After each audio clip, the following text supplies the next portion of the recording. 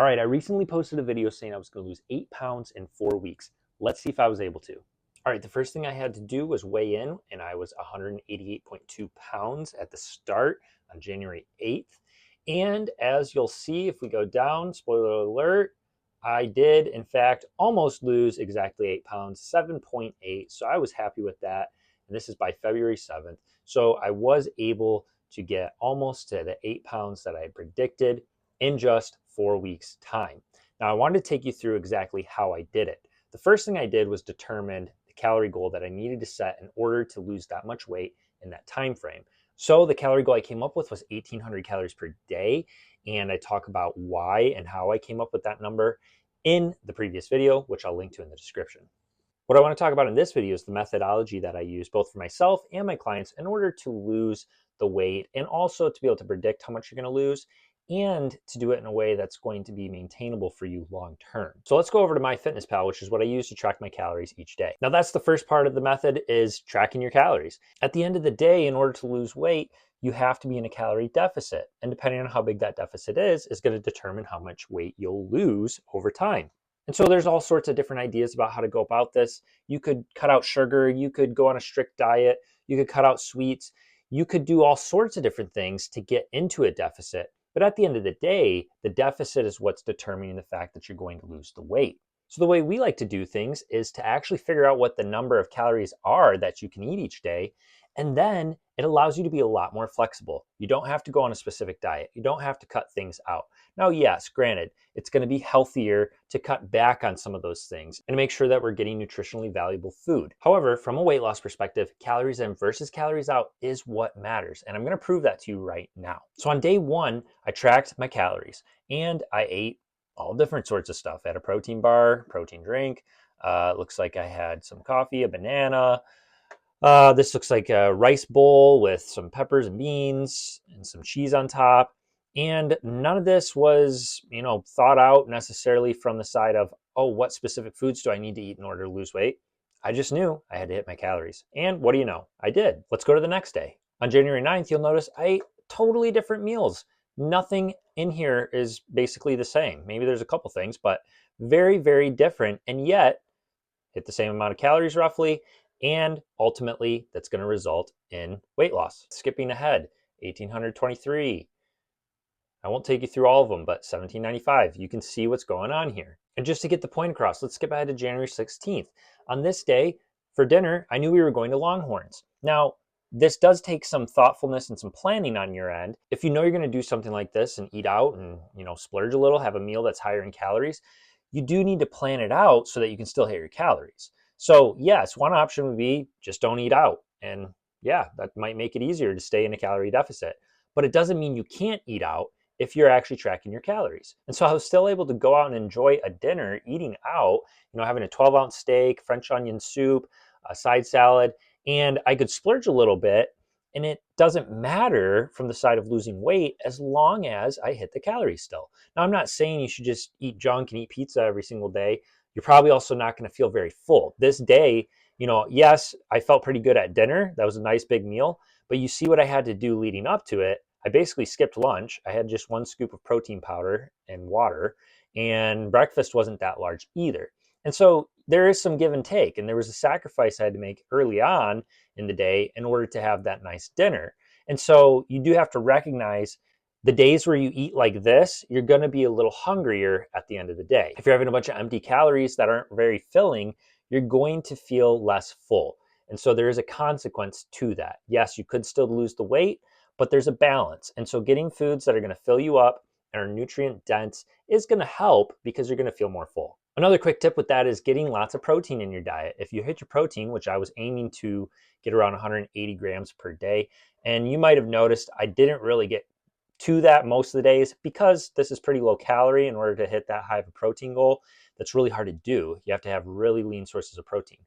But this helps you feel much more full, and it makes the process easier when you're in this large of a deficit. Now, as we continue along, there's a day here, I think it's on the 30th, and we can just skip ahead. I ended up dropping the calories down to 1,600. And the reason I did this is if we go back over to the chart, you'll notice there were some fluctuations here. And when we get to January 20th, I was down to 184 pounds. And so I was on a pretty good pace. But even though I did drop down some more, I ended up bouncing back up. And by the time we got to January 30th, 10 days later, I was still stuck at 184 pounds. Now, does this mean calories in versus calories out doesn't work? No, you have to understand a couple things. One, the initial drops that were large that I was seeing early in the week partly has to do with the fact that I'm going into a 1,000 calorie deficit all of a sudden. So there, a lot of things are changing. I'm going to be getting less sodium. I'm going to be probably dropping a lot of water weight. So not all of it's going to be immediately fat that you're losing. So that's one thing to keep in mind. But another thing to realize is that these are averages over time. It's not like just because I have a 2 pound per week deficit that I'm going to exactly lose 2 pounds every single week and it's going to be this straight line. That's not how it works. Now, there's a lot of things that come into play for why it doesn't work like that. Obviously, water weight, like I mentioned, fluctuates, especially if you're doing flexible dieting like this, where you're eating different foods each day. But activity level also plays a big part in this. And some days you're going to be more active than others. And it's all going to kind of fluctuate, but it's all going to balance out over time if you're averaging the right amount of activity for the calories that you put in. And at the end of the day, there's no need to panic. Give it a few weeks, and then you can drop the calories down a little bit more if you have to, which is what I ended up doing. But I mainly also did that because of a deadline that I was on. I knew I needed to lose this weight in a certain time frame, and so I had to drop the calories in order to get there on time. But in an ideal world, I might have even waited a little longer just to see what happened, because I could have seen this drop even if I stuck at the calories, because again, it's going to average out over time. Now, this was a good exercise for me to do because it showed me the fluctuations and how it can be a little bit tough when you see the scale go up and down and up and down. And I know that's what a lot of my clients go through, and I have to walk them through that it's completely normal, seen it time and time and time again. But it is hard when you're going through it, especially if you put a deadline on yourself. And so my advice is don't put strict deadlines on how much weight you want to lose. Just have a weight goal of what you want to get to and how much you want to lose on average, and then be patient and recognize that it's okay if from week to week there's some fluctuation, and we can always adjust things as you go if you need to. But don't panic, be patient, and recognize that this is actually a healthy graph for somebody who's not in an extreme deficit, which comes with a lot of other issues. If this line was just straight down, I could conclude a couple of things possibly. One would be that I'm not weighing in as often. If I was only weighing in every month, then yeah, there's going to be a lot more of a straight line here. But if I was weighing in regularly and there's still a straight line, probably chances are I'm in a very extreme deficit. And there's a lot of negative things that come with that, including slowing your metabolism, which you really don't want to do.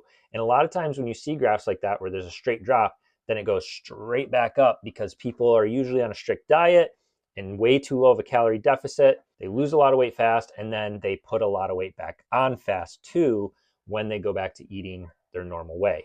However, if you're tracking your calories and you're in the right deficit for you, and you're being patient and realizing that there's going to be some ebbs and flows, but you're getting the results over time with a flexible diet that works for you, it's going to be maintainable long term, because when you get to your weight goal, you're going to keep eating the same types of foods you're already eating. Really not much changes, except you're just allowed more calories now, which makes it even simpler. And this is one of the key differences between tracking what you're eating and being able to allow yourself to eat things you still enjoy here and there, versus just doing some strict diet where you cut a bunch of things out that you would normally eat in your diet and you're going to reintroduce once you're done.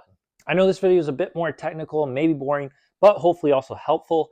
And in conclusion, ultimately, tracking calories, in my opinion, is the way to go, because you can still eat things that you enjoy and allow yourself a little more flexibility. And obviously you can be super strict if you want to. You can only eat super healthy and eat all the foods that are going to be most nutrient dense.